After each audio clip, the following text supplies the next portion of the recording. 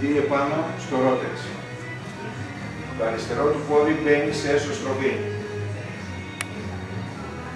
Ακινητοποιούμε τη λεκάνη του στο τείχομα του μηχανήματος και ζητάμε να κάνει οπίστια κλίση της λεκάνης. Στη θέση αυτή ζητάμε να κάνει ραχιαία κάμψη στην ποδοκνημική.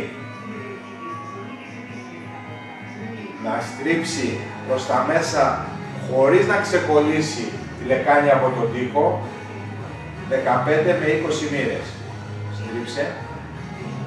Στη θέση αυτή ζητάμε να πλησιάσει το μήκος των οπιστίων μυριαίων. Πάμε αυτό προς τα κάτω εκεί και μείνε σε αυτή εδώ τη θέση. Μείνε σε αυτή τη θέση. Μείνε. Τον διατηρούμε για 15 δευτερόλεπτα. Κράτα, πίσω,